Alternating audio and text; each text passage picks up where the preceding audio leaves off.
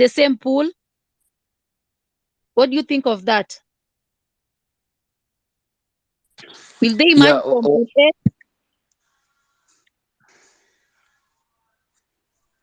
It's a great challenge to both the teams. Madira girls, they've been exemplary. Butere girls wamekuwa fiti. Remember Madira wali lose to Butere in the finals of the Western Regional Games 1-0 in extra time.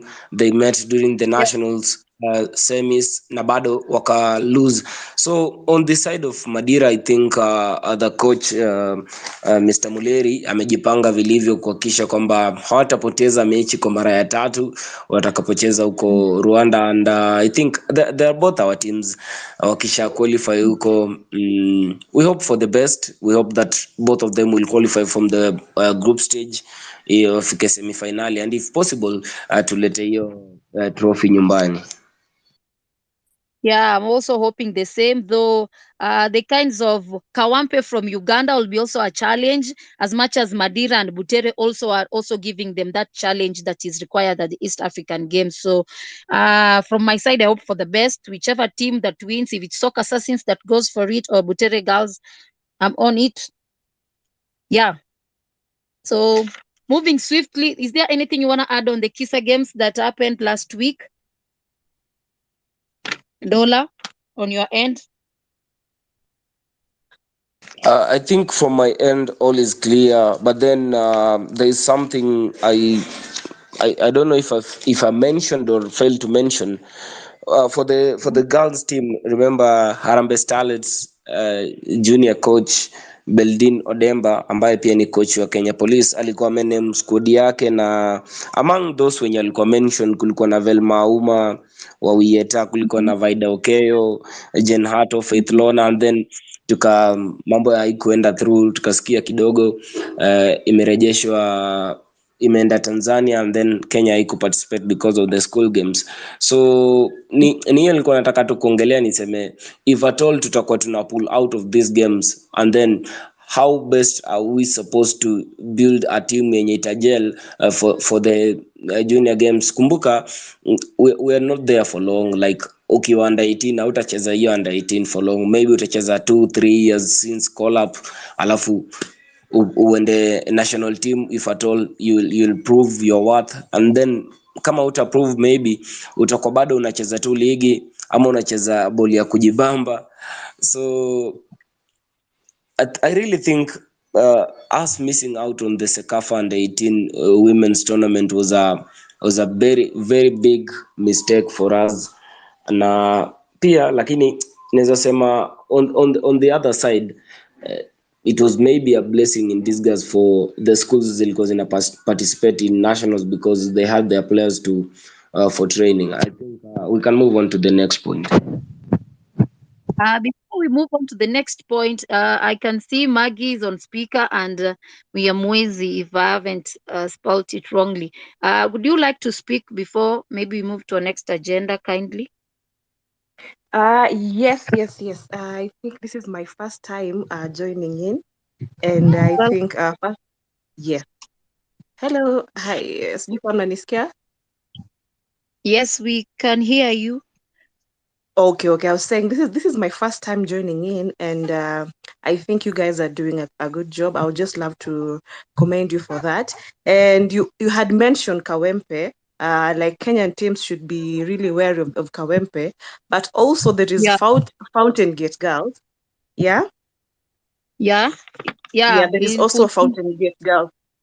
Yes, for the girls, and yes, from Tanzania, and also it's a side that I think one of our coaches, that is Alumira, is also coaching the side. So, but I believe our girls are going to do well. And now, maybe just talk about Madira and and Butere girls. I think their game is going to be very interesting because my prediction, I don't see Butere girls beat Madira again. Sijui kwa nini, but sioni tu akiwapiga tena.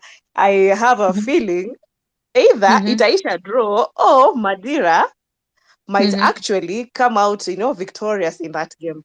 But all in all, we wish them all the very best. And madem watakuja kucheza huku juu. So it's just good to see that the girls are there and we support them. I pray that one of the sides ishinde. That's all. They'll be playing on 21st August on that Monday. In their first game, the Madira versus Butere, even before they proceed to other teams. So, so we keep time on that. It will be 1 p.m. on 21st August.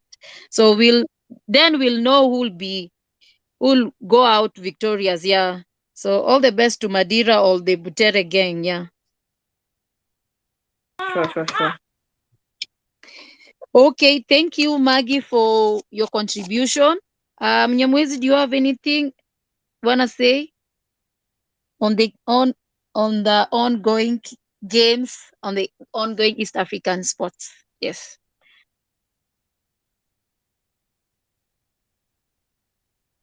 Okay.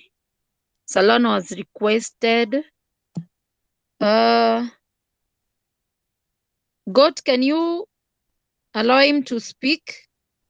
Salano? Yeah, nime accept my guy. Okay.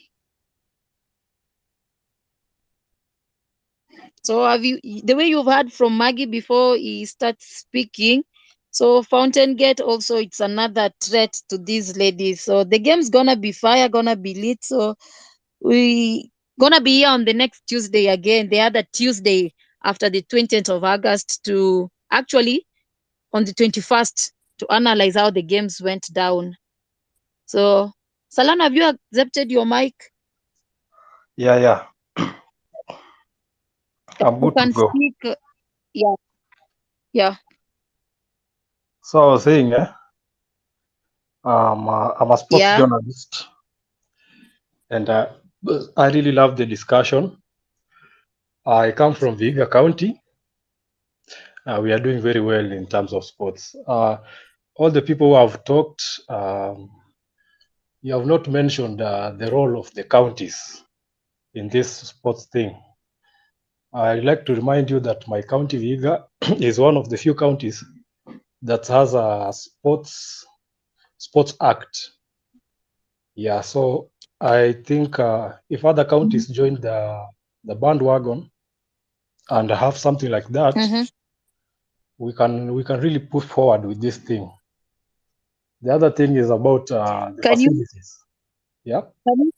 Okay, so to interrupt, but can you elaborate kindly on the sports acts that Vihiga County has so far, so that when other counties, people from other counties are listening, they can be able to understand which kind of acts you have and how they can go and incorporate them in their counties. Just an highlight.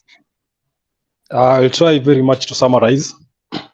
So the Sports Act, the Sports Act tries to how do I put it?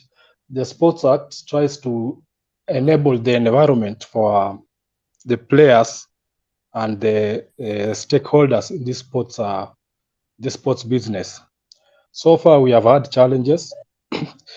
Well, the Sports Act is there, but it has not been hawajashughulikia sana. You know, our politicians.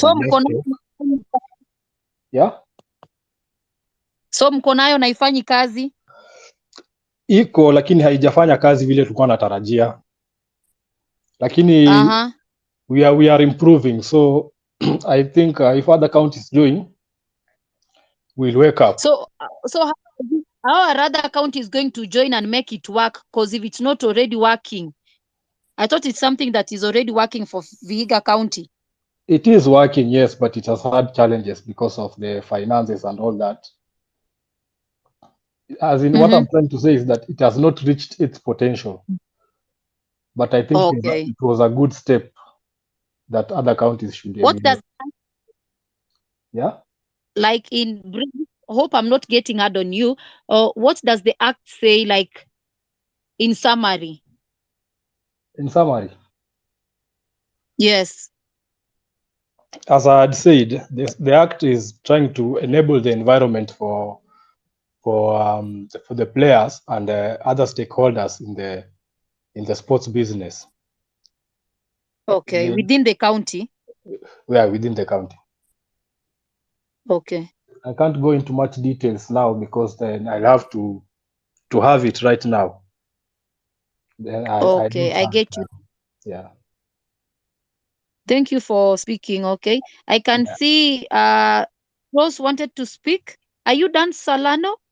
Yeah, I'm good now. Okay, thank you so much for accepting your mic. I can see there was someone who wanted to speak. Ivan, you wanted to speak?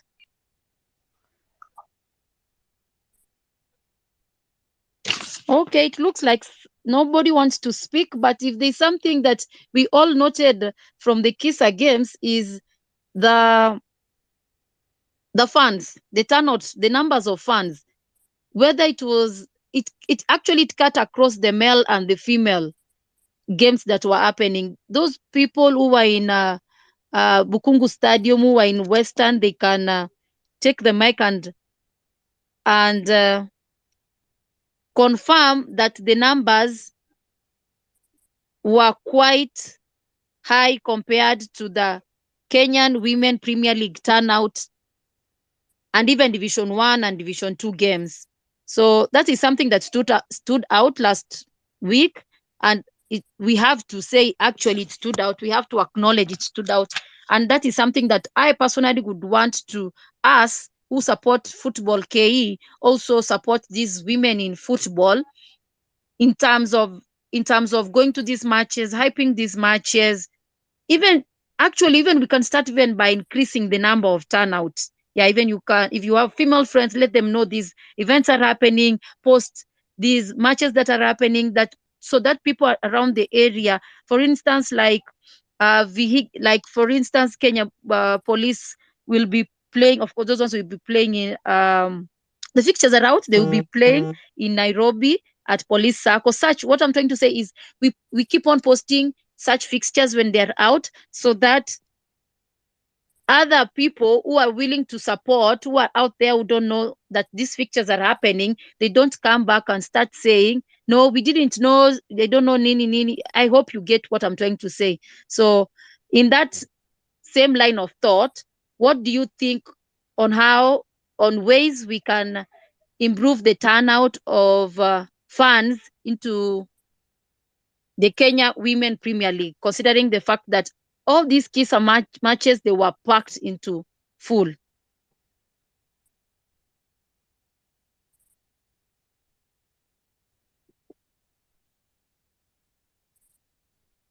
Hey guys, Dola.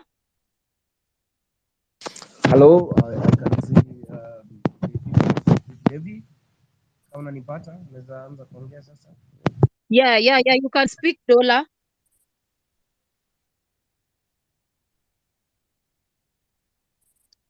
Okay, Over to you, Dola, Devi.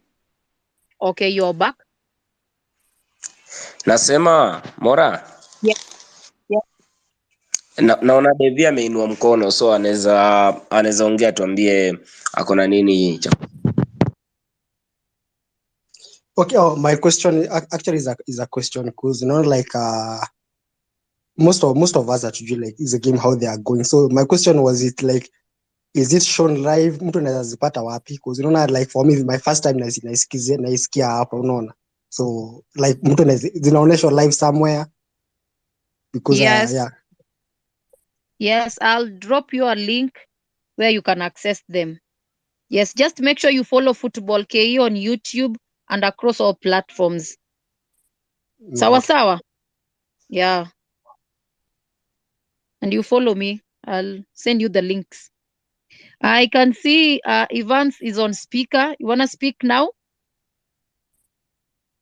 How can we improve the number of fans turnout for the Kenyan Women Premier League that is going to start like in the 38 days from now, around 23rd and 24th of September? Evans is connecting. Dola, are you still there? Yeah, me niko rada, I'm still around. I think before Evans joins, we can talk a little bit about Vihiga Queens. they're currently playing in the Sekafa Women's Champions League qualifiers in Uganda. Yeah, in Uganda. And they've already played one group stage match against what's this name? New Generation FC, which they won by 3-1. And tomorrow at 4 p.m. watakuwa wanacheza against JKT Queens. But the big question here is, why is it that wanacheza games in Sekafa, that is Champions League, which they have won before? In 2021 they won it when it was held in Kenya na wakaqualify. Why is it that hizi games inaendelea but then there is zero hype from everyone, social media, mainstream media? Why don't we have them because wanawakilisha taifa? Today tukipigwa hivi tutoke group stage watasema kina dada wa Kenya walipigwa mapema wakarudi nyumbani, but if they qualify watakuwa wamebeba flag ya country mzima. So I don't know why bado hatujaweza kuwaweka kwa ile ramani ama map ya kuhakikisha tu kwamba wanajulikana, the whole thing about the Sekafa Champions League is vibrant, because ukiangalia kwa page ya Uganda, Federation ya Uganda, huwa wana update every day. Our federation, I don't know if we have already even posted about it. Maybe someone who has seen it can say, but mimi mwenyewe personally sijaona about the Kenya Women Premier League official social media handles posting about it. So I think we are really doing an injustice to these ladies who are representing us. And I'm not just speaking as a Vihiga Queens fan, of course I'm one, but also as an enthusiast of the Kenya women football arena. I know you like Vihiga Queens, but first I had asked the question about how we can improve the number of fans in the Kenya Women Premier League, which also brings me back to what you're saying. First, I went through all the pages of the FKF Women Premier League. They haven't posted shit. Like the kind of energy they are using on the Premier League for men's football, it's not the same as ours. They just posted about Vihiga winning against New Generation FC from Zanzibar. Just that. Even the fixtures, we just came to know about them from other people, online users. Online, they haven't posted on their website. They haven't posted on their pages. What I can say is, actually, this thing has pissed me off one back to back again, every time, every now and again. Because first, they are not also giving us the same energy wanatumia kwa easy kupost easy mail fixtures, what is happening, the games that are happening. Also another thing ni hii group yenye tumecreate ya Football KE, this Football KE essence yetu ni kucreate awareness na kucreate hiyo hype na hizi games. Unaona venye tumeanza sasa hii football, this is like our second time airing having a show on X Space about football, women in Football KE. So as we are here listening, we are the pioneers who will start pushing this thing, kwa sababu hatutashinda tukingoja wase washinde wakipost wakifanya nini.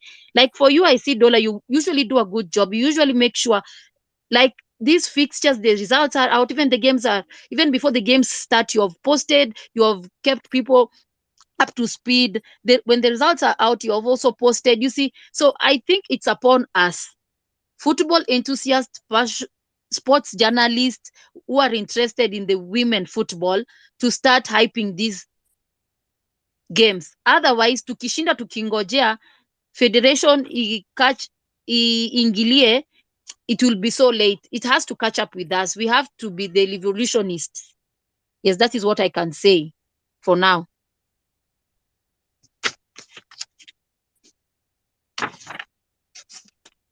Evans, you want to speak?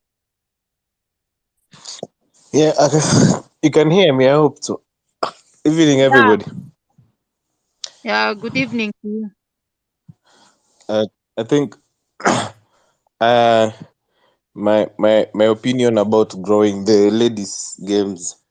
I think one, since if you love football, you'll basically find yourself, like I said, even if it's two people playing Chengato or one touch, you'll just watch them playing. So if you love football, then everything that is involved with the ball, you love it. So my suggestion or my proposal is, if let's say each and every team adopts a female team, like they said, they should make it easier for the teams that have the ladies teams, so that their fixtures can intermarry with the male fixture, whereby if Gor Mahia is playing at home, Gor Mahia, no, they divorced that women's team, which is the other team that they're in a serious relationship. Let's say Police, with their post marriage with the Thika Queens, if they're playing in the same day, Thika Queens plays earlier, and then Police plays late. The next weekend, Police plays earlier, and then the ladies plays late. Like, they just interchange, whereby we can, since we want to promote the game, we can volunteer, and at least if the main side, for example, at Police, people usually pay 100 bob, or at Ulinzi Complex, we can at least pay 130 or 150, so that we can enjoy a double header. Furthermore, in the men's league, we usually go and pay 100 bob, and we watch a double header. You see? So I don't feel it's a big deal to, at least, if the federation really loves these ladies, we can have an early kickoff for ladies and then late kickoff for men. So when you go to the stadium, you are prepared. Unapata 90 minutes zako za madem, 90 minutes zako za machali, unaenda mtaani. And then we have a lunch session. You give us 1 hour, tuende tukule hapo nje kwa zile smart cafeterias that we are talking about, and vans. We go eat and then come back. I don't think that's too hard for these people to do. If they love it, then it's the best thing they could do. Because there's no way you can tell me, I go and, like last season, I wake up early in the morning,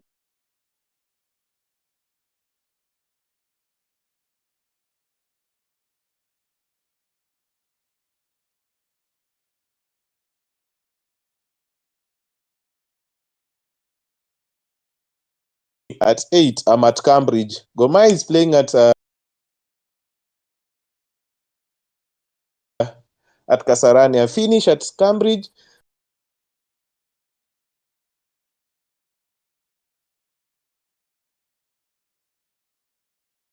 Much better. The issue of federation doing this, federation, no. We moved on. We are moving on. If the federation doesn't want to post, we will post. If the teams doesn't want to post about their fixtures, we will create parody accounts. We will post their fixtures because we have information. We'll make graphics. We are moving on. We are not in the moods of complaining anymore. Next season, we are in our best. Like, all of us next season need to be positive. If they don't want to do this, we avoid that. If we find another solution, we move with that, because we cannot keep on complaining. Even for the men's side, after they saw other people doing something, it's when they started doing something. Even the team started doing something. So next season too, sisi tunaenda kama girls team haitaki ku create social media, we put up hapo X parody account, inaraniwa na fan mwenye anapenda hiyo team. He gives us updates, he gives us the location of the match, and that thing that. But for early kickoff and late kickoff, I think the federation can think about that. Thank you so much for your ideas. Actually, thinking about them, they are very brilliant ideas, but the federation has to get around it and find how they can incorporate those fixtures.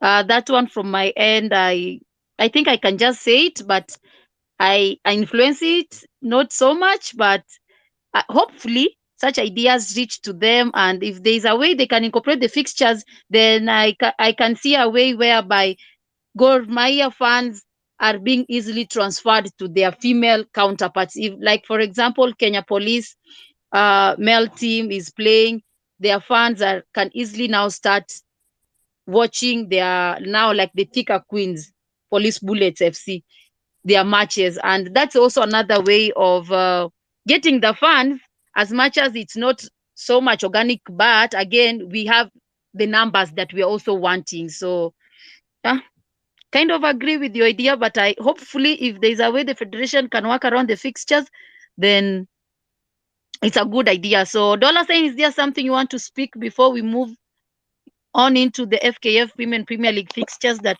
are out. I can see Kennedy Otieno kwa hapo Kennedy hivi. who? Kennedy Otieno ameomba mic, so wacha tusikize ako na yapi ya kusema. Ken?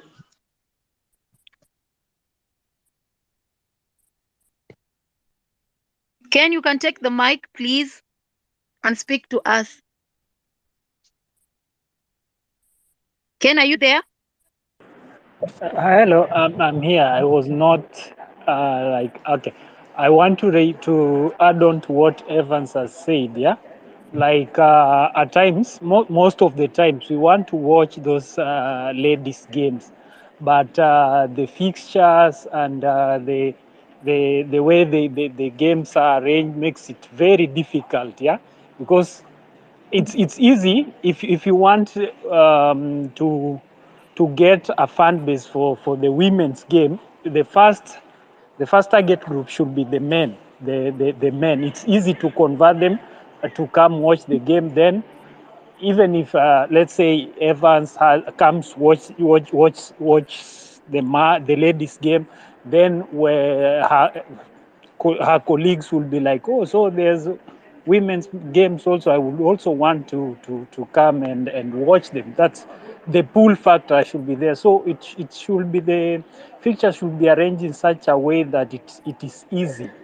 I don't know if they can do it, but it should be such a way that it's easy to transition from the ladies match to the men's match. Let's say something like the way they use Annex. I know there's a problem with the pitches or availability of grounds right now, but my suggestion would be like have a ladies game at Annex, maybe at Annex, the outside, at Kasarani Annex, the outside pitch at midday mpaka 2, then the men's game on the main pitch from 3, so that fans can transition easily, and it's a good starting point to pull more fans to the ladies game. Thank you. Mora, before we continue, there's something, I don't know if you guys talked about it last week, but that Burundian side representing the country in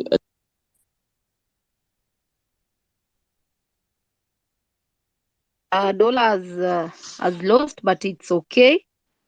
You're back? Hello? Okay. Are we Can together? take back the move.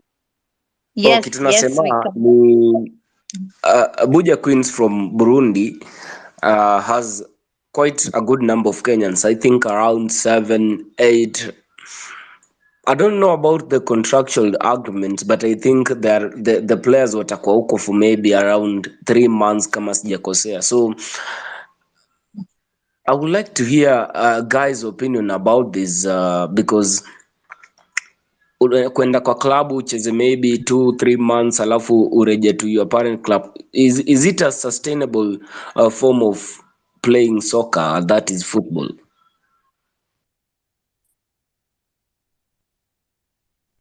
But Dollar has skipped. We are talking about the other side, surely. Dollar has skipped, is in another world. Dollar has No, taken I'm talking about the Kenyans there, not because they're there for a short period of time. But Mora was talking about enhancing funds for female teams that are playing locally. For like, how do we grow the fan base of the ladies team? You're talking about the ladies in Burundi.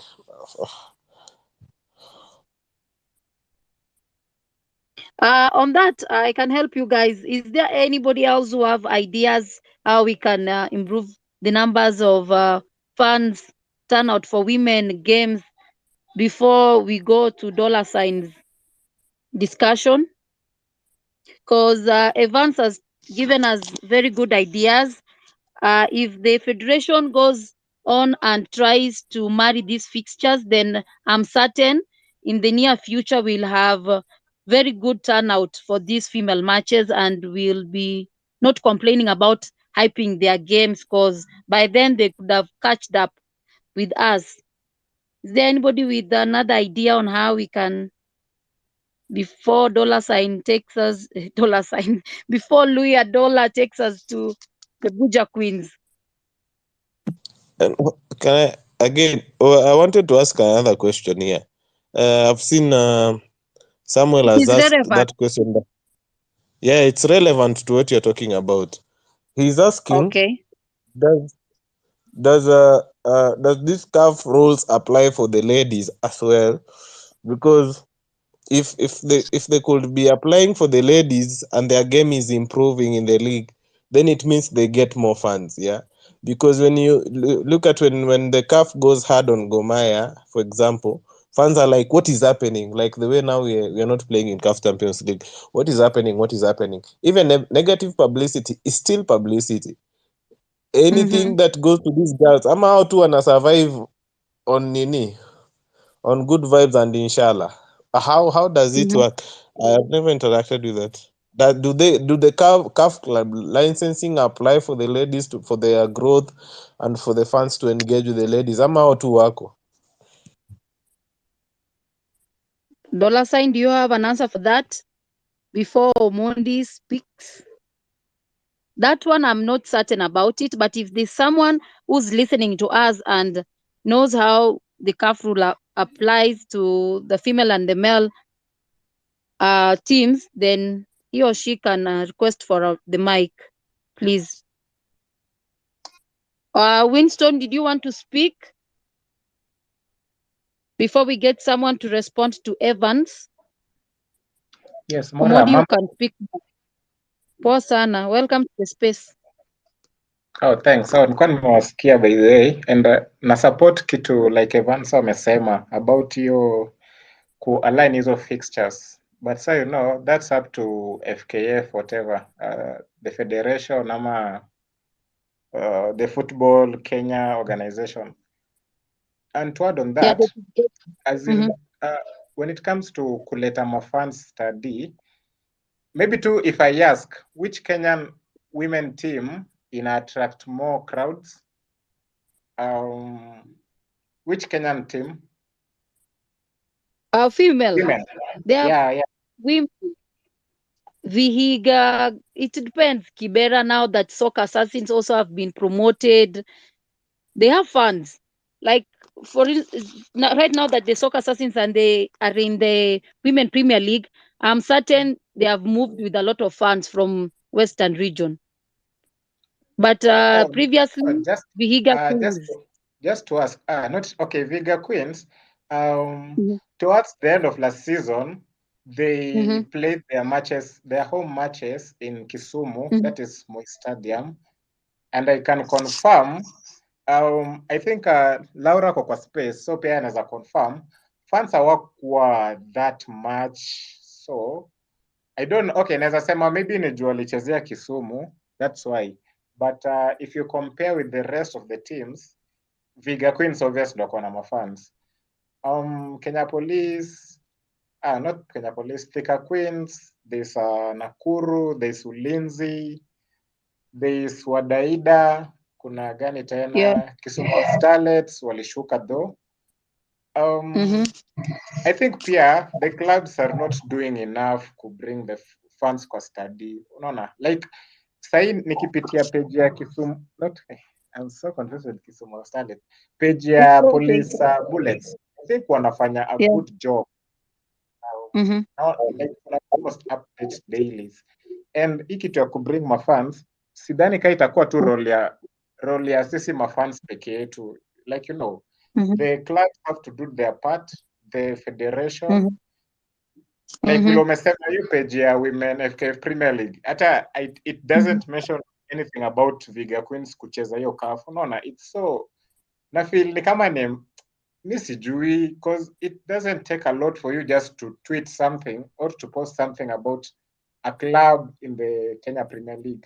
Like, you know, vile tu wewe unaweza kuwa na account yako, I think even the hizo account pia zinafaa kuwa handled like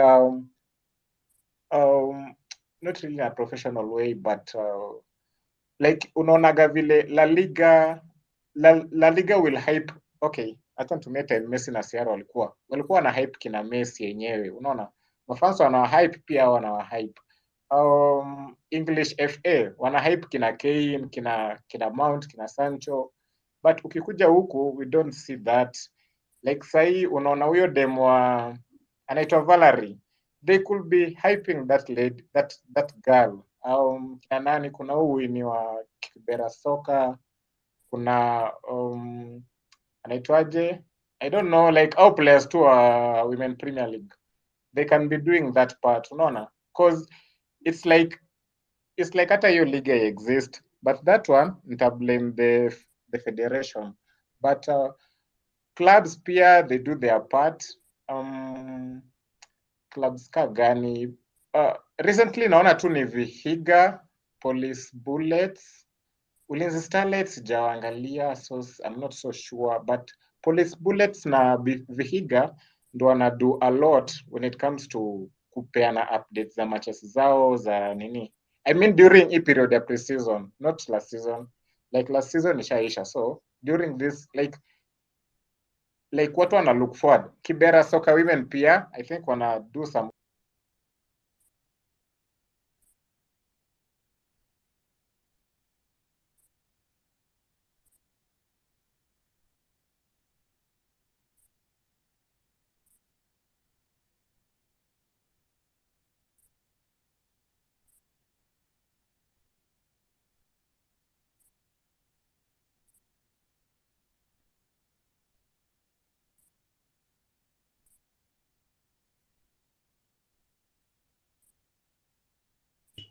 Hebu kiasi usikate. Tros, mnaongea kweli? Mimi ndo siwasikia. Wilson amepotea ama? Wilson amepotea, Mora amepotea. Wow, naona Mora amerequest, hebu approve nini yake. Wamepotea? Juzi mimi na sisikii watu. But ama madem pia wanatuenjoy. Madem wenyewe kwanza wenye wanaguza ball, they are so conservative. Mse unaguza aje ball, wewe ni player matata, huko social media huko anywhere, but the same madem unapata madem wenzao mabeshte wao wako online, wako na 50,000 followers, wako na TikTok account. Madem wa football kwani unakuwa madwanzi aje? Like wako kama unataka kused we are in a modern world, fanya kitu itakusaidia. Juu madem mimi niko sure ukijipackage vizuri. There's this lady Rachel amejipackage vizuri. The other lady who plays for the Turkish team amejipackage vizuri. Ana sell demani kusell tu ball si ngumu, hata pepeta tu ball kila siku ngware. Good morning guys, I'm dribbling, switch off, update your bio, nini, simple things. Madem hizo tu vitu dogo. I can count players who are on social media, but they are always on the phone. What are they doing on the phone? Surely you see, madem pia niko za next season zinafuatilia Gasco, kuna Gasco bomba. Wataniambia mbona wanatoka huko timu ya huko na uhuru bado wanacheza. Watapata aje fans game kuna hata mtu anaishi along hapo hiyo, wanapata aje fans watoke Kiambu na huko ndani wanakuja kukuona hapa. Surely Gatundu, watu watoke Gatundu wanakuja kukuona hapa. Hizo tabia za Sofapaka za kuwa pastoralists in Kenyan football, kwanza kwa madem ifai kuwa allowed. Wakae kama wewe ni wa Vihiga, cheza Vihiga. Wewe ni dem, cheza Vihiga. Watu wa Vihiga watakusupport. Kama wewe ni dem unacheza Nairobi, cheza Nairobi. Sasa hizi tena usikie Ulinzi Starlet iko na complex hapo, unasikia ati Ulinzi imeenda kucheza Nakuru. Hapana, ati showground. No. Waamue na management zao. Unaona, na wako tu transparent. There's nothing they are hiding after all. Just open up, show us what you got, we see what you have, and then we will support you. There's no way we can be supporting you and you are hiding in the darkness. Surely some of them don't even have social media, like Winston is saying. Some don't have social media, they're not doing anything, they're just there. Apart from Vihiga, funny enough, we know Vihiga because watu kama akina Luyadola, they have been eating their free bread. That's why they follow the team and they pretend to be true fans, but they only eat super loaf and enjoy. Everywhere Vihiga goes, people eat super loaf and mkate and milk. So you realize, even at least for them, they're trying to do something. What are the other teams doing? What is Kayole Starlet doing? When you go to Kayole over the weekend, a lot of teams are playing, even ladies teams, wako na fans. But when you go to the Kayole that is playing in the league, there's no fans. When you go to Kisumu, people are playing, clubs zimejaa, nini zimejaa, wasichana ni wengi huko, but when you go to the pitch there are no ladies. So these ladies too, if you want to become a professional footballer, you decide, yes, I want to become a professional footballer, let me behave like a professional footballer. If you are playing football for passion, tell us you're playing football for passion. We'll meet you at certain salon, or we'll meet you at a certain nightclub enjoying. Stop bothering us here with, kama uko serious na ball, kuwa serious. Kama utaki ball, wachana nayo. Even fans tumechoka, surely.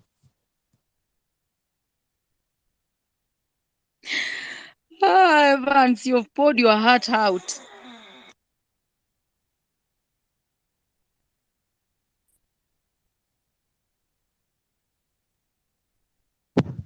Mora uko, are you still there?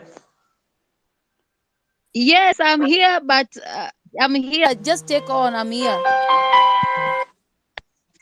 Okay, so the next Hold thing it for me, want please. about ni sawa. Nilikuwa nataka tuzungumzie kitu nyingine ni kwamba the league will start on 23rd September. Actual first season itafunga on 29th September, but then up to now the at least for the men's side, although they are not confirmed, there are still Dola. allegations. Yes? Dola. Yes, You're not nakupata. so clear. You're not so clear as you were earlier.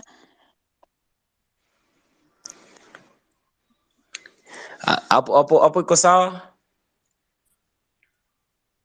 Not so clear bado. Go tunanipata? I think Mora on your side uko na issue. Mimi nasikia Dola fiti sana. Nasikia no. I think from your side Mora, so maybe. Dola unaweza carry on. Okay, so kitu nasema ni the league is starting around 35 days from now, na kufikia sasa bado hatujasikia of any news, rumors, allegations. Kwa men's side inakisiwa kwamba huenda Azam wakachukua ligi kama broadcasters, and then maybe 1xBet will be the title sponsors, but then for the ladies side up to now everything is still as in tuko katika hali ya tutaki kusema sintofahamu kwa sababu bado haijaeleweka if at all tutakuwa hata na sponsor ama tutakuwa tunacheza ligi tu just to honor the matches. Na tukiangalia ni clubs mob. Actually kumbuka last time out Gospel were to play against Vihiga Queens in the last match. It was scheduled to be at Cambridge initially, but then Gospel ilifika at a point waliamua kwamba they will not honor the match because wanacheza mechi juu ya makofi, like unamaliza at position 2, there is nothing to play for. So shall we continue running the league this way? Because unajua at least tukiweza kuwa na title sponsor ama broadcast sponsor, kuna ile some little amount club itakuwa inapata ina run, and for the ladies side the expenditure is a little bit slashed because the teams need 12 and other things on the salaries pia you cannot equate it to what the men get. So I don't know if there are any steps being taken by the federation to ensure, because that's in their jurisdiction, to ensure kwamba tupate sponsor, hata kama itakuwa wa kwanza ni title sponsor, itakuwa fiti. Because angalia kule TZ Serengeti Light Women Premier League imeshika moto, kwa wanacheza hiyo ile Shield Cup yao ngao. As in, you can see there's a little bit of progress, hope about their side, and so that's the question. To equate now our league, or what do we have to offer? Yeah. My submission.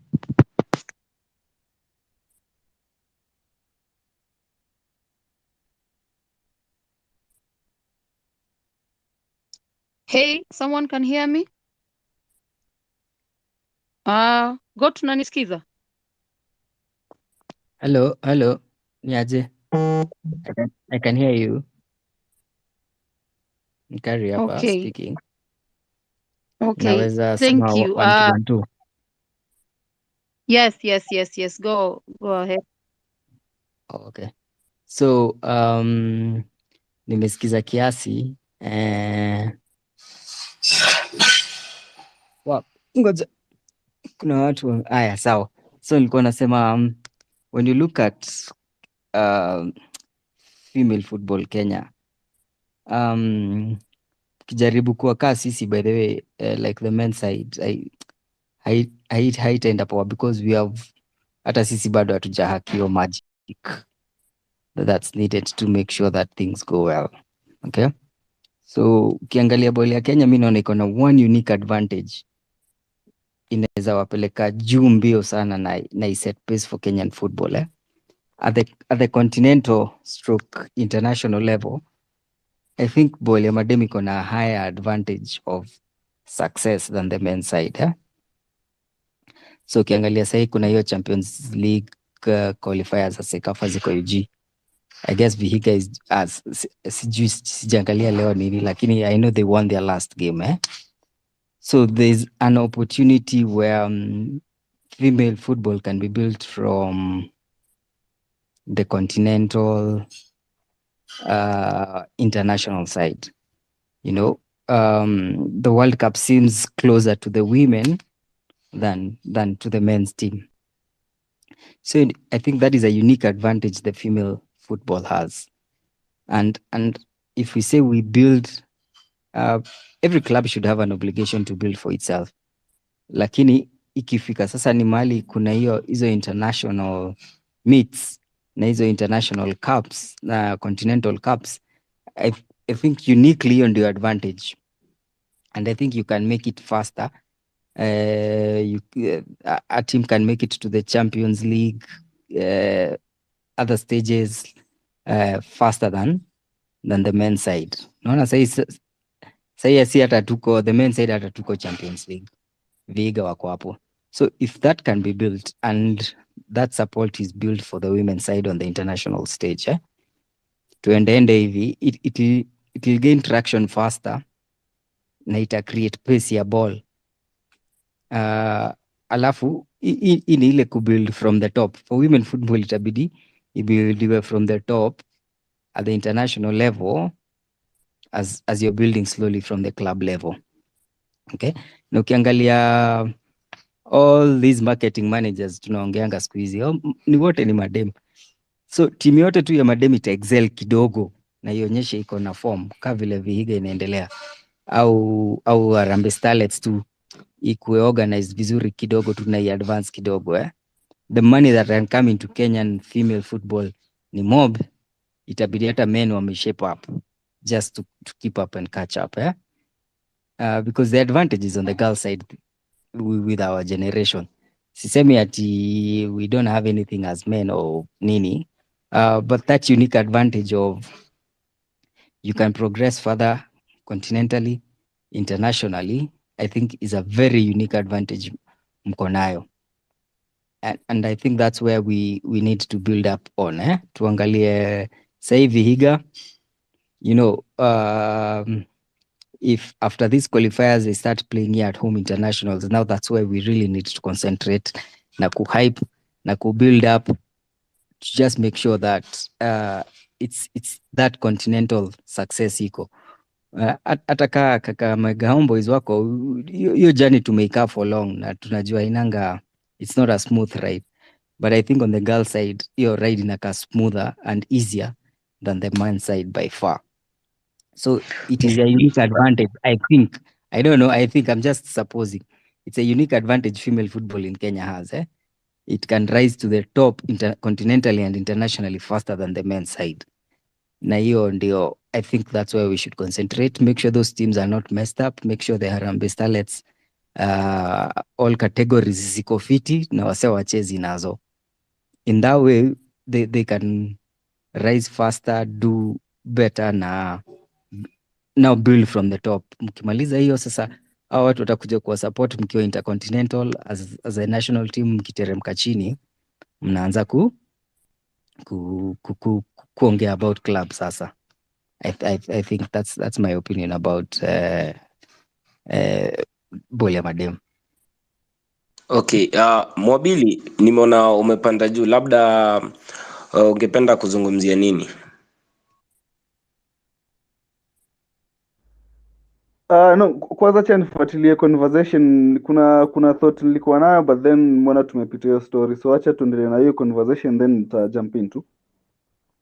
Alright, ni sawa. Nkari, labda tu nikuulize, umekuwa ukizungumzia about the potential the ladies football has in Kenya, but at the same time it's a CAF regulation that football clubs, male clubs be aligned or have ladies clubs. So the question is, we have seen a lot of Kenyan clubs struggle financially.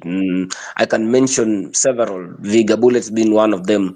Unadhani kwamba tukishurutisha vilabu hivi viweze kuadapt team za madem zitaweza kuwa support financially, ama which agreements tutakuwa nazo kuhakikisha kwamba bado wakiwa pamoja hivyo in partnership, hatuoni zile disputes zina arise like court cases ama nini, because I think if wata enter into partnership then lazima labda kutakuwa na a form of agreement or signing.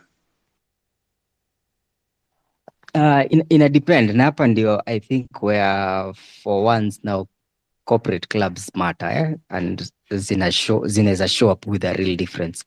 But the male side of football, corporate clubs ziko tu ni they are just journeymen, like wanasindikisha wase, lakini side ya madem I think they can really make a real difference, because hiyo side haina doa, haina support.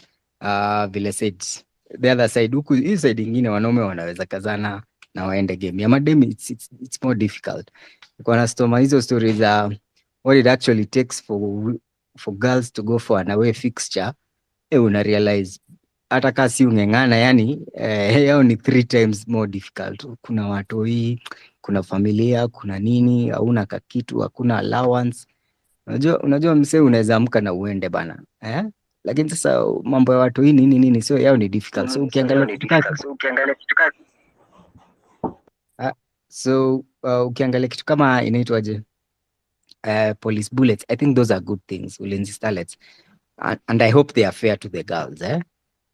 Nimeona Bandari iko na kitu, you know, those are places that will make a huge difference for girls football, sababu girls football haitaweza kubuild hiyo fan base na hiyo corporate sponsorship per team as fast as male football. It take time, lakini kishika, as I said, working on it from the continental international side, hiyo ndio magic bullet me I think.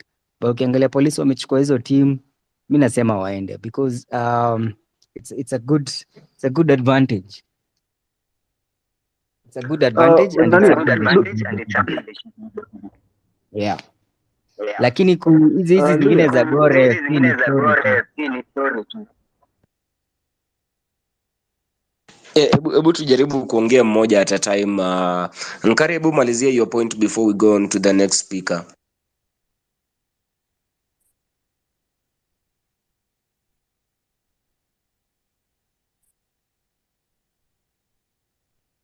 Nkari?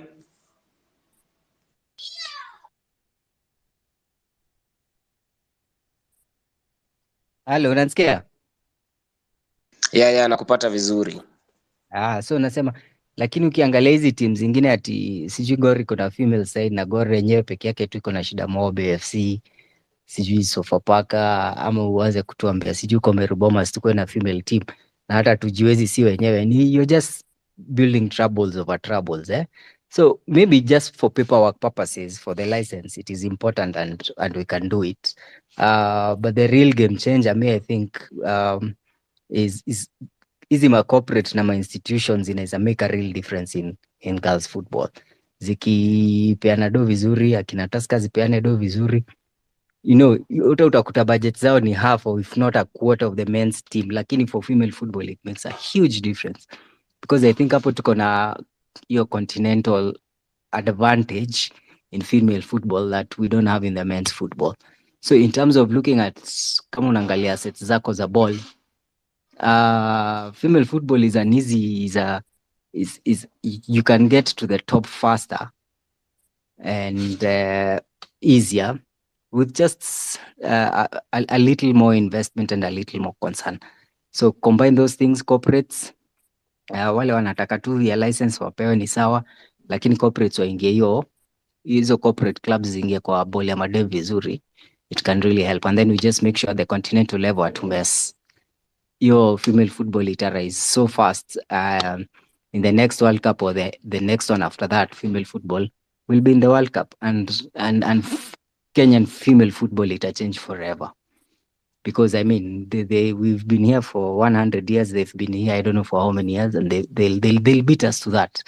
And it's their key advantage, I think. So hizi zetu za community clubs ni za paper, lakini corporate clubs can actually make a difference for female football, I think.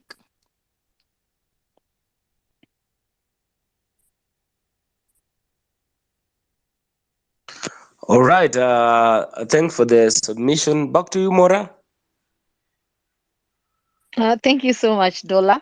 So I can see Mobiri has raised his wants to speak. You can speak now. Okay, Mobiri, you can I hope speak. nasikika na nakusikia Mura. I hope niko sawa, naweza endelea sasa. Yes. Oh, sawa. Nimemsikia Nkari Kenya amesema, lakini mimi nashangaa wapi tunapata balance between realism na hiyo idealism. Kwamba idea ni nzuri kabisa na inaweza ikafanya kazi. Lakini ukijiangalia mtu anajitafuta mahali ambapo anajipata kwa mfuko wake. Kama unadhani football ya wanaume ina challenges, unaweza imagine kwa madem ni twice or even more. Na sidhani kama kuna ulazima wa kulazimisha timu zote across the league kuadopt timu za akina dada. Alternatively, mimi naona ingekuwa vizuri kama tungefungua iwe na league tu ambayo ni ya meritocracy, kwamba timu inaweza ikananiwe ikapanda daraja mpaka ifike top flight hata kama ni timu 10, kwa sababu hata hiyo Singida Serengeti Light Premier League Tanzania timu 12 tu. Hata ligi ambazo zimeendelea kama kina WSL, NWSL, Liga F zote zina timu 12, 16 ikienda sana, na ligi zao za wanaume ziko na timu 20. Kwa hiyo kama tulikuwa tunasema kuna mtu ashaitoa idea kwa hii space tu kwamba hata kwenye ligi labda top flight ya wanaume haina ulazima tuna timu 20 wakati sustain ni ngumu. Kwa hiyo changamoto ambazo tuko nazo zitakuwa zinajirudia tu, and even to a bigger extent huko kwingine chini, na sidhani kama kuna sustainability kwa kitu kama hicho. Ukisema corporate peke yake, hatuna corporate team nyingi sawa, tuseme ziadopt basi 5-6, haitakuwa ligi ya timu 6, kwa sababu bado ukiangalia mpaka tuseme hata Gor Mahia wakubwa wawili na FC Leopards bado pia wana shida zao nyingi, hawajasota kwa timu zao za wanaume. Hasa ukiongezea mzigo mwingine, of course kuna msemo watu wanasema mtu akijishwa kokona atatafuta njia ya kujitoa. Kwa hiyo probably labda ukizibind hizi timu ikuwe lazima basi una timu ya dada, maybe watatafuta solution, lakini so far tujaona evidence yoyote ambayo ina point out kwamba ni kitu ambacho watafanya. Haya, ukiona lazima tutakuwa tunaweza rudi kwa ile situation ambayo tumekuwa tukisema hapa pia tu, unapata corporate teams nyingi wanafanya kama CSR na timu za wanaume zenye hata ziko top 3.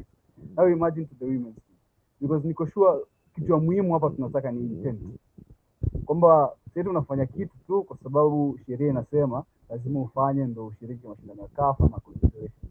Intent kwamba genuinely hawa kina dada kuna talent na tunataka tu incorporate kwa radio zetu tuwainue. So sidhani kama so far bado tumeona evidence ya kitu kama hicho. Simba wamejaribu, but probably ni kwa sababu pia walikuwa okay, wow, it's a forward thinking na hiyo club. So wamejaribu tangu FIFA, tangu CAF kwa wanajaribu ku encourage teams za Africa ziadopt teams za kinadada. Wao nafikiri wame make step na wana invest kwetu. Kwa hiyo swali langu bado tu litakuwa lile, kama kuna umuhimu wote wa kulazimisha timu zote 20 ziwe na timu za akina dada, ama tufungue tu ligi ikuwe na process ya kila mtu anaweza qualify, tutengeneze ligi ya timu 10, kama ni corporate tutatupatia timu 7, 8, whatever, but kitu ambayo ni sustainable na tunaweza tukaitrack kwa nini, tusirudi tuna stories ambazo tumeweza experience kwa wanaume, tutumie kama case study upande wa wanaume, alafu kwingine kuwe more smooth. If kama watu wanasema Saudi Arabia wanafanya, yaani tutumie case study ya watu wengine, tusijirudishe pale alafu ndo tungangane kujitoa tena. Mimi bado nafikiri hiyo ya timu zote itakuwa ni sustainable. Asante now.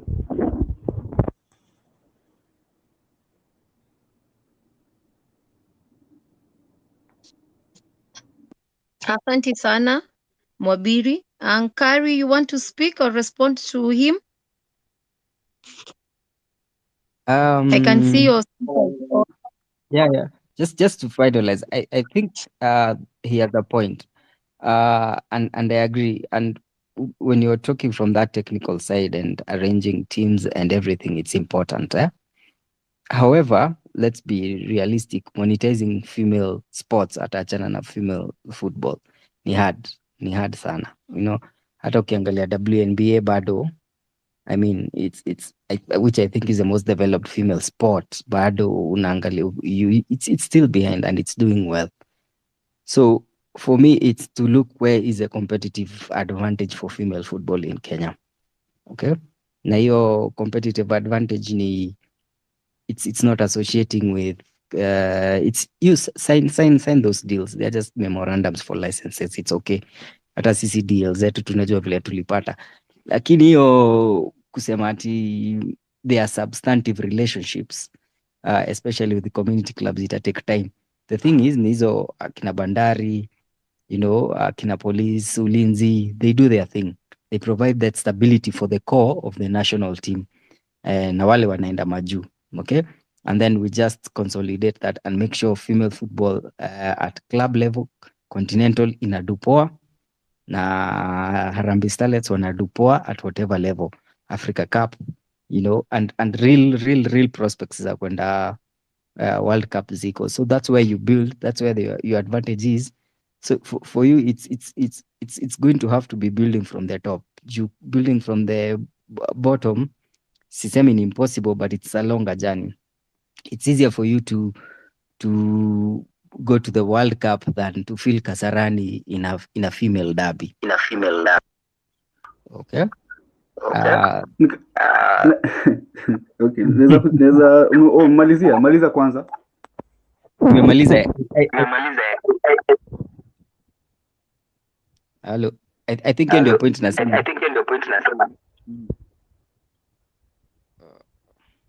Na story sijaamini na story ya top to bottom ni sasa, especially kama unaweka line ya sustainability kwa hiyo sentence. Zote itakuwa expensive tu na itakulemea kwa sababu Mwabili uko chini sana. Saizi nasikika? Ya hapo kwa sawa sasa. Nakwambiaje, mimi sijaamini hiyo story ya top to bottom kabisa. Tena ukiwa unaiambatanisha na sentence kama sustainability, kwangu itakuwa hai make sense kabisa.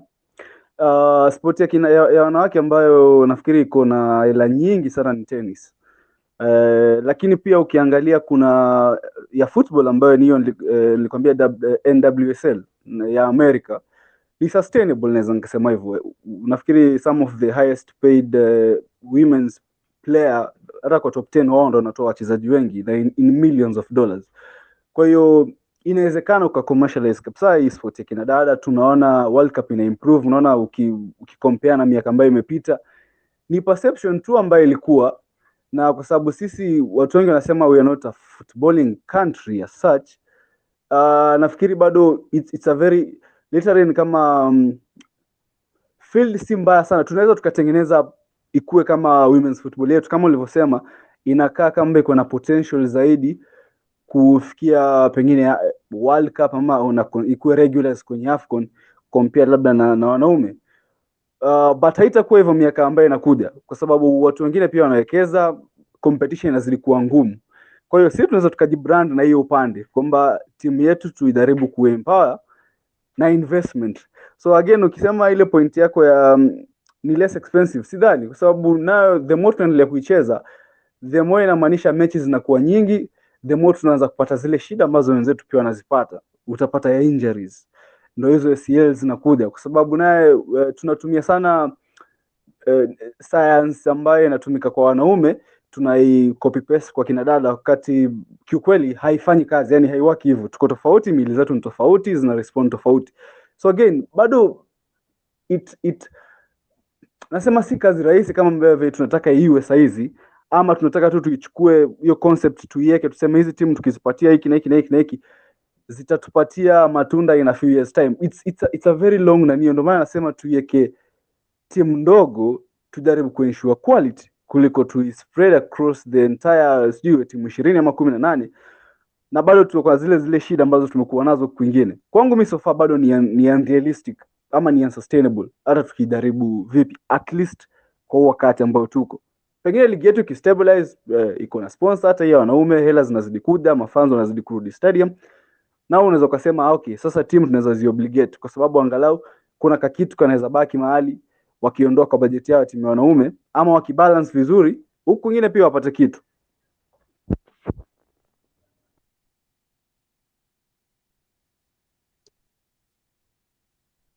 Kari, are you done? Yeah, I'm okay. I think ni conversation ina evolve na ni a new territory, but Right. a very promising territory, you know. Female football is looking, yani your future looks brighter than the men's side of football. That's my point. How we do it. Yeah, Yeah. it's brighter right now. It's looking brighter right now because once Yeah. the female league, the female clubs if you can count the female clubs in Kenya right now, there are not so many like the male club. There are so many gaps to be filled. And also, if you look at the continental level and even the international levels right now, there's high chances that Kenya can have very close proximity to the World Cup than even the male team.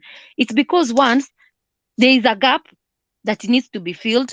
Also, the clubs are not congested, such like men. So kwa wanaume, before you climb up the ladder mfikie huko, there are a lot of other clubs who want to be there. But for the females right now, there is that gap. But if we overcloud it, we overcloud it, yearning to fill that gap, itafika mahali pia we start experiencing the same challenges that are in the males football clubs. So what I can say right now in Kenya, the problems we have, most of them have to start from the grassroots. Tuanze tu solve some of the challenges from the grassroots levels. If we don't solve them, bado kitaturamba tukifika huko mbele. Ndio tuko na potential, kuna gap tunaweza feel. Like Morocco, you see, their team hasn't been there for so long, but it rose from nowhere, it went to the World Cup. Unaona? Not like from nowhere, but kuna hiyo potential ya female teams to grow continent wise. But for the female teams in Kenya, what we need to do, kwanza footballers wetu packaging yao iko mbaya sana. They need to start packaging themselves very well, venye Tros alisema. If you're a professional footballer, wacha mtu akue professional footballer. Also the clubs need to assist these ladies. Clubs kazi yao ni gani? Ni kupatia hawa wanadada platform for them to showcase their talent out there, because also these clubs, they are holding footballers that can't be staying for those clubs for so long. Like, it's just a platform for them to grow continent wise or even internationally. So clubs want to fail individually. These players also, they are failing themselves, crying each day out problems, because these problems, they will not go anywhere. They'll just keep coming, but they'll keep changing. That's the only thing they'll do. Football itakuwa tu na challenges zake, zitakuwa zikikuja zikienda, but they'll just, as much as zitakuwa tofauti, they'll be there. So these ladies should be out there first thing, package themselves correctly to attract sponsors, even to attract even scouts. Unaona, we are in the digital age, and these female clubs in Kenya want to fail. Most of them sana wanadada individually want to fail at the individual level, but at the club level also, they are not also doing their part to expose these ladies. So with even proper management from this club level, it's easier for the women leagues in Kenya to rise up the radar to international levels very easily than the male counterparts. Because the male counterparts wamekuwa hapa for the longest time, almost experiencing the same problems like Gore, going through the same cycle. So for the women's team, the league, I think we need, if we can start fixing our problems earlier, especially the problems zinaweza kuwa fixed earlier, it can be, the future looks even bright for us actually, and better. So that is what we can do at the moment. And hiyo story na partnership ya CAF rules, hizo za zenye ulikuwa unasema za as much as ni forum tu ya kusign, it's just a requirement. Also the partnerships can come through if the both teams come together and agree on how they can elevate each other's clubs. But without that still, hatutaenda mbali, tutakuwa tunashinda tukilia the same problems. Yeah, is there any person listening who would like to speak?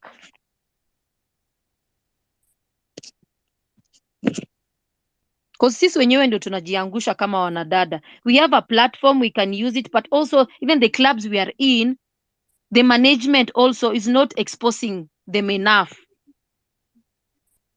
As much as we have that potential, which is there, by the way, which is there, very clearly it's there. So there's a lot that needs to be done at the club level, at individual level, even before moving outside the country, going African way, going international way, heading to the World Cup. There's so much we can do right now and fix those problems. But according na hizo zenye partnerships that are ongoing, I kind of think that we need to give them time to see the kind of results we'll be having. So far, so good. If I look at police bullets, the formerly Thika Queens, they are improving in terms of even their digital presence, their workouts. Like there's so much more we are even starting to know about them. So if these clubs will accept this idea and merge up with their male counterparts, and if their male counterpart supports them pamoja in terms of also finances, resources, I feel like women league, women teams zita grow. Yeah, zita grow and will be better. Is there any person listening would like to support or maybe have contrary opinions to that? Trost naona mbeba mkono, hebu ongea.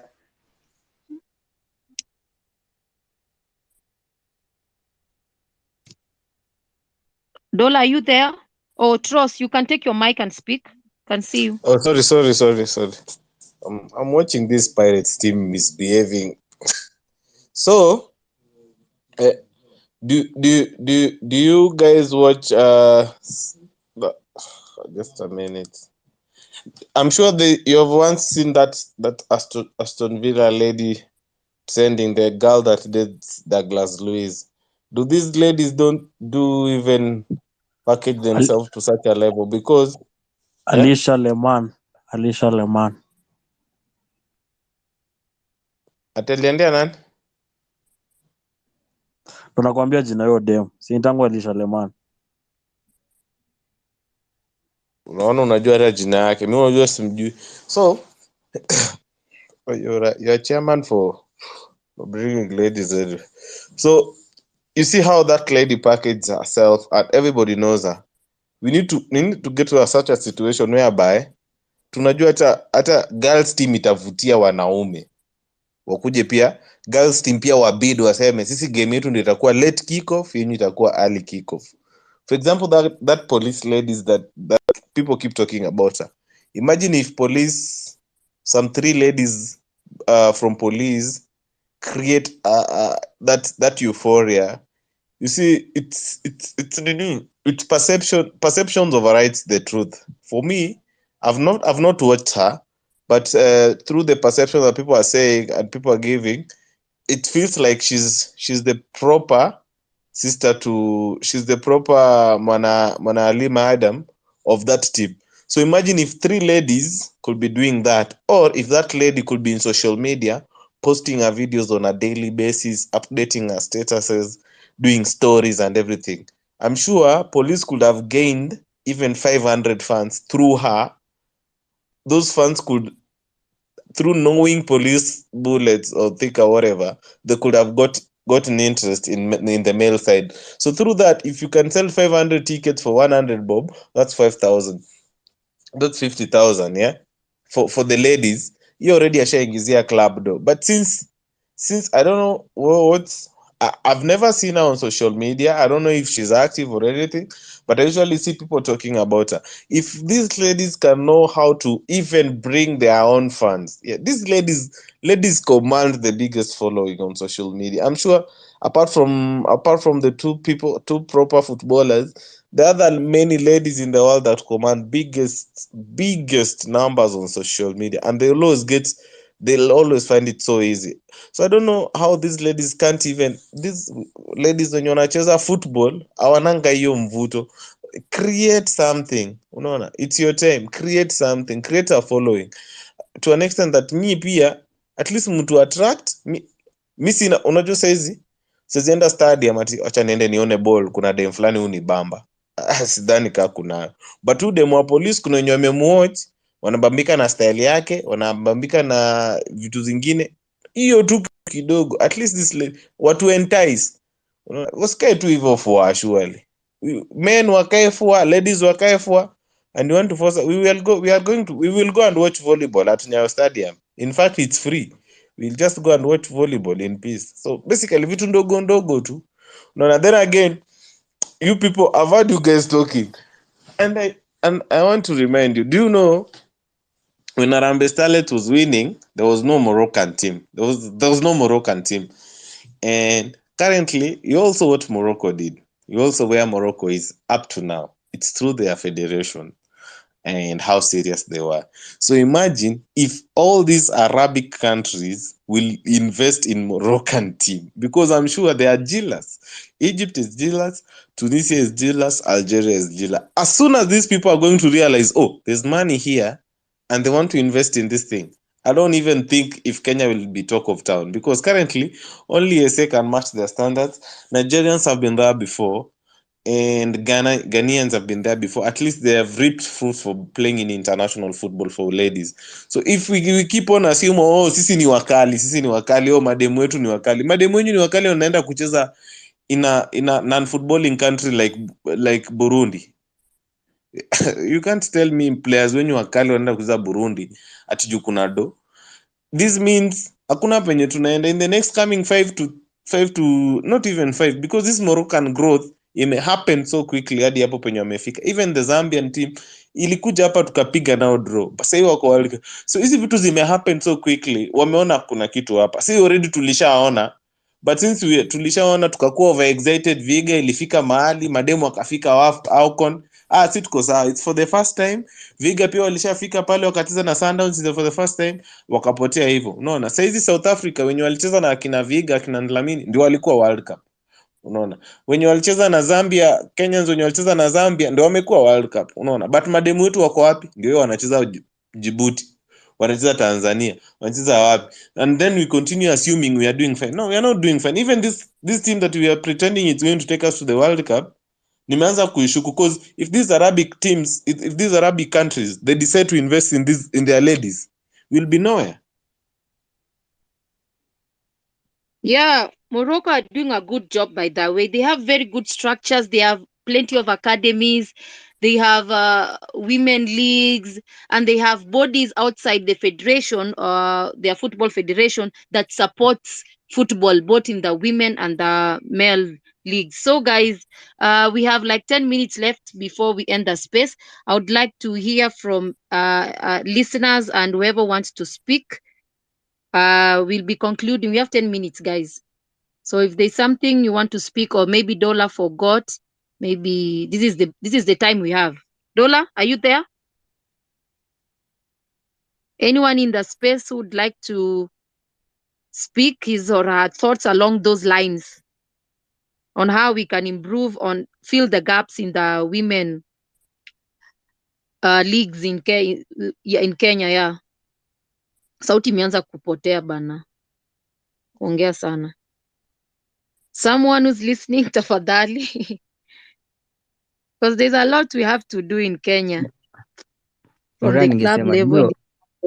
ninge Yeah. finalize na kusema I think Yeah. tuli underestimate the loss we got from the ban, and I think the ladies are the ones who lost the most. A lot of people lost.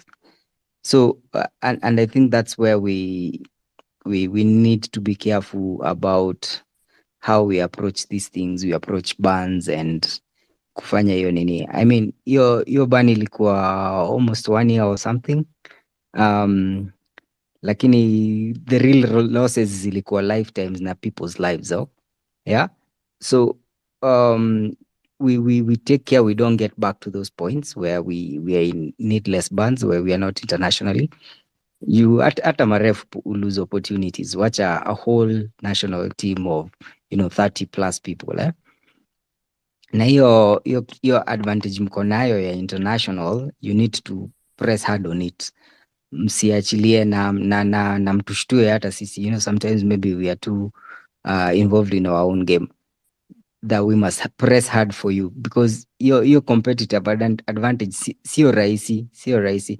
Before akina hivyo nani anasema before akina Algeria, Tunisia ziamke, I mean we can have built something and real something and become a real force for that.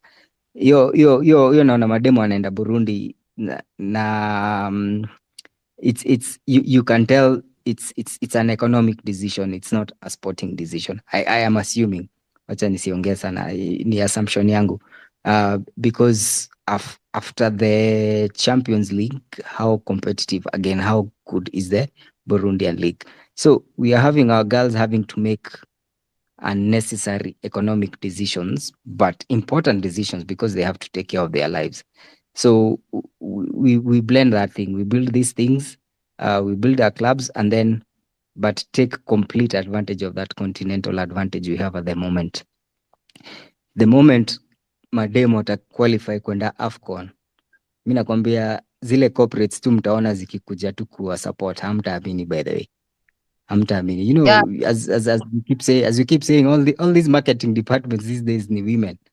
So ni vile we know the potential, but it has not been demonstrated. So you only need one opportunity to demonstrate your ability and everything you've done, and Yeah. your football will change. So don't take that for granted. Build your clubs and everything, but seriously take your continental and international assignments seriously, and if there's need for noise, we make noise on your behalf, and that will completely change. The money will come, the people will come, and you'll be able to cement that advantage you have before these other countries that have seen what Morocco has done come through.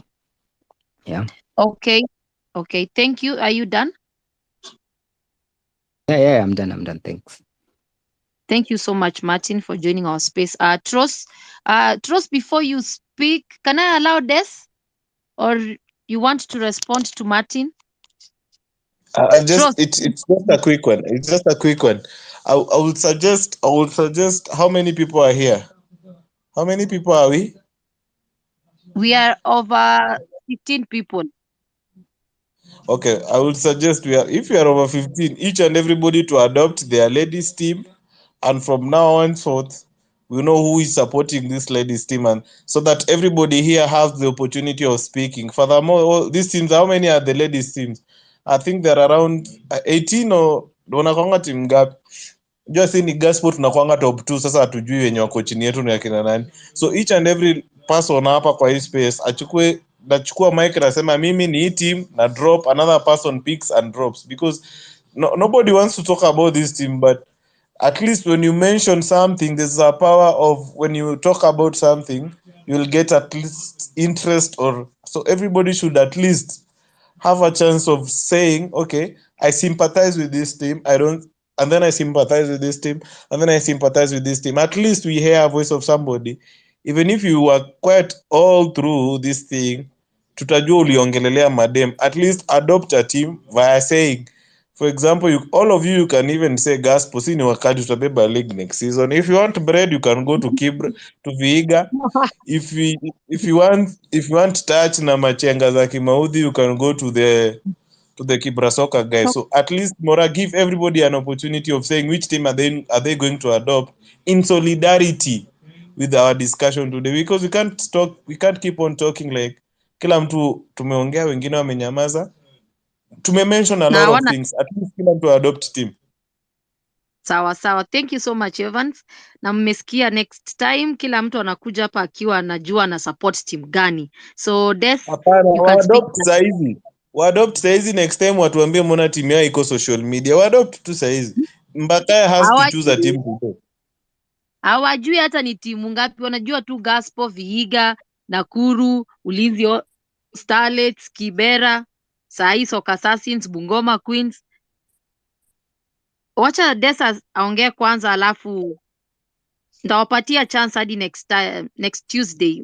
Kila mtu anakuja hapa akiwa anajua ni timu gani ana support na hiyo timu yake iko na challenges ka zipi. Des, you can speak now.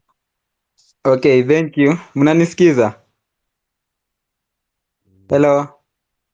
Yes, you can speak. Okay, so to what Rose namesema na Mora according to adopt teams, I think if mse amekuwa kwa space already, I think is he or she already kuna team ana support, so adopting maybe already ako nayo na mjui tu. Not everyone is an extrovert mwenye atakuwa akizua ama akiteta ka Rose, so we need to understand them according issue ingine ni women football.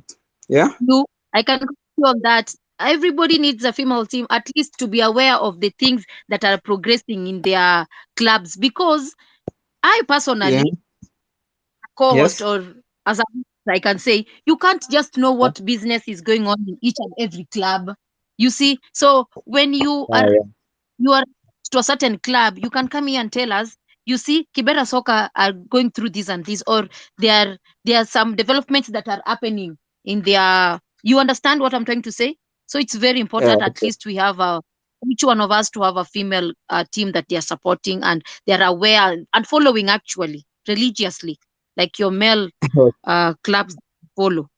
Okay, you can finish now. Remaining with 4 minutes. That is a good plan. So concerning the women's football, I think that the ban, as Nkari had said, that the ban did us more harm than good. And if without the ban, in fact, I was so optimistic that we would have made the World Cup. I knew it. I knew that we would have been in the World Cup because our women's team was just, it was great. I knew it because they had a good plan, and they had a good team. And the women's football, I think we have been in AFCON and we haven't seen the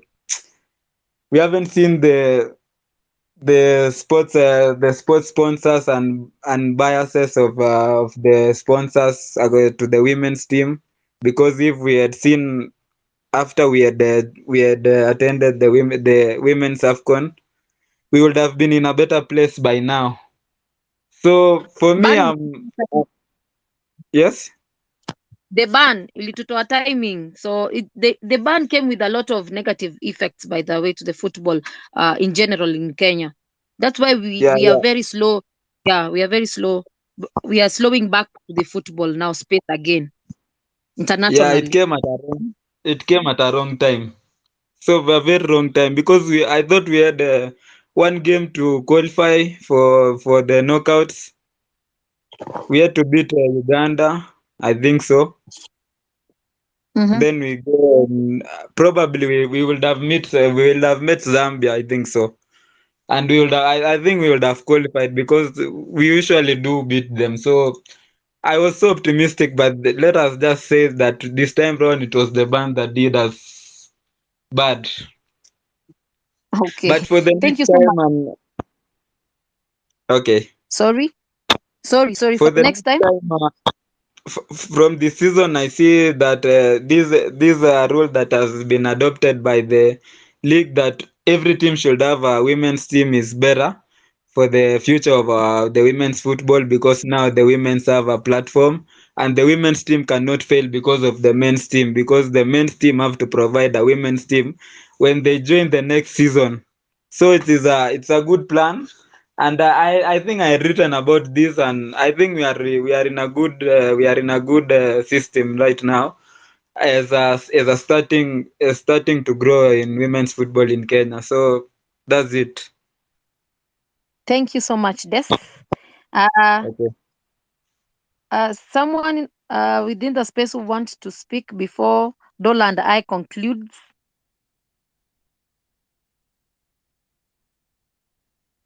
Dola, are you there? Luya. Okay, before Dola comes back, we had highlighted about the FKF Women Premier League fixtures that are out, but even before his fixtures zitoke, ni sisi ndo tulianza kuziulizia. That's something that also makes me sad, because do we have as fans to keep on requesting the federation? Anyway, nita postpone hii kujam to the next space. So the fixtures are out. Zitaanza 23rd September, as I said. Defending champions Viga Queens watakuwa wakicheza pale Mumias na that team that ka team Ulinzi Starlets, yeah, they will be playing pale Mumias. Alafu also another fixture that will be happening on 23rd and 24th September ni Kenya Police Bullets, formerly Thika Queens, that will be playing with the young girls Soccer Assassins that they were newly promoted from Division 1. They'll also be playing on 23rd. Another fixture that you need to look out for is Nakuru City Queens that will be playing Wadadi FC at Nakuru ASK grounds. Naona ni kama Dola ametoka kwa space, but I think this is a good time for me to end the space. At least, is there someone else who wants to speak before I end the space? Kirimi, do you want to speak?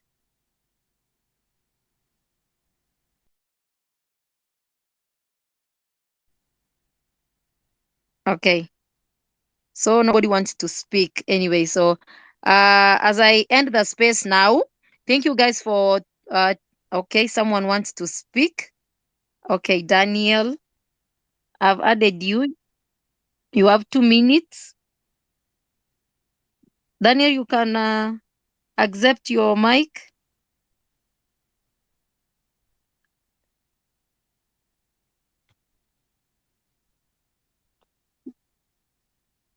You can now speak.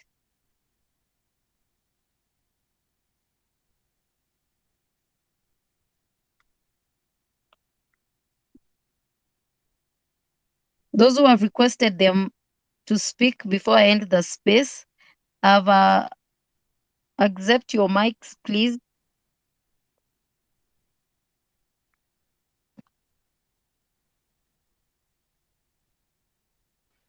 Mora ni aje? Okay, you can go ahead. Oh, sana, welcome to the space. Asante. Mimi kitu mmoja yenye mmenipatia hapa ni challenge yenyewe. Hadi sikukuwa ninajua mademo gani wako kwa ligi. Sahii bana, at least nimeanza kuona, at least ninaona nini ndio anaongoza Vihiga. Yeah. So ninapenda venye uko na hiyo passion na nini, at least pia itanipatia challenge man. Lazima nijue na nini. Keep it up, lakini keep it up. Hiyo uko na nini fiti, passion fiti ya hiyo ya boli ya madem, na pia unaona sasa hivi venye mmebongea, at least tunaanza kujua. Mimi nabambika tu. Hiyo ndio yangu yenye ningedai kusema mande. Thank you so much for your feedback. I can see there's someone else wants to speak. Winston, are you there? Oh, Mora ni aje? Poa sana. Nataka kuuliza una support timu gani ya madem? Nataka tukujua. That one I'll be answering the next space on Tuesday. Keep it here. Yeah, sawa. Hivyo hivyo bana, kila mtu akuje na timu yake next Tuesday nikiunveil yangu, na pia wewe unasema sitaki watu wanikopi bana, enda mfanye research. But teams ni mingi.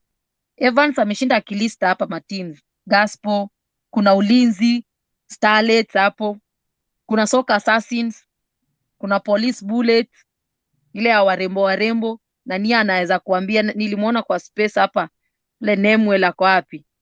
Kuna teams mingi hapa, Kibera, Alafu Mora. Nakuru, aha. Okay. Nataka pia nikacha niuze hiyo team. Mkuje tu support Kibra Soka Women. Wanacheza futa poa. So kama uko so unsure about team ya kusupport, kuna Kibra Soka Women. Sawa, wamesikia. Mwende mkasupport Kibra Soka Women. They're actually playing in the league. Haya, Dola, I've accepted your mic. You can speak.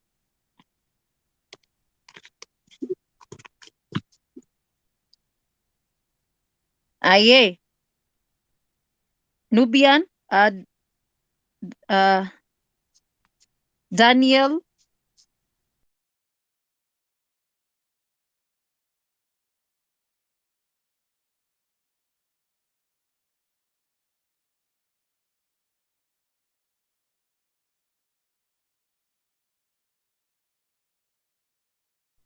Wanted to speak before we end the space.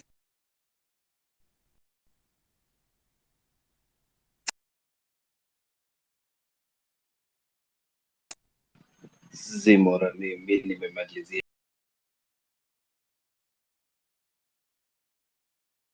Ndio Dola. Ya niko rada, niko site.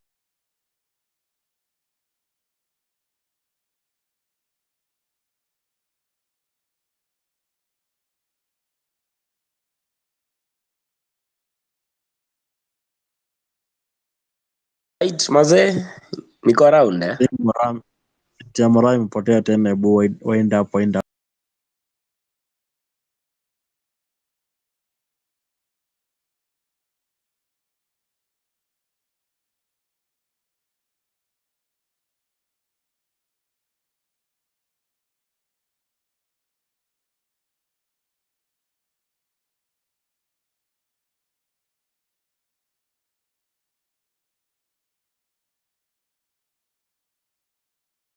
To everyone who was tuned in today, from the speakers to the listeners.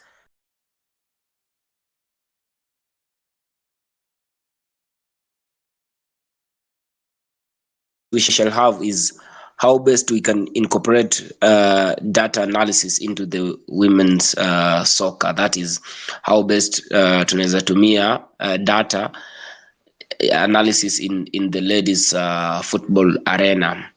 Otherwise, allow me to thank each and every one of you mwenye amefika hapa. Nimesikia Trosa akisema ati mimi na support Vihiga juu tunapewa mkate.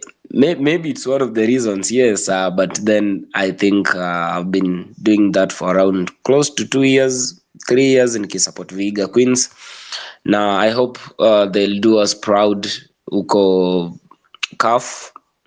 I hope tuna take it home na tuna qualify for the main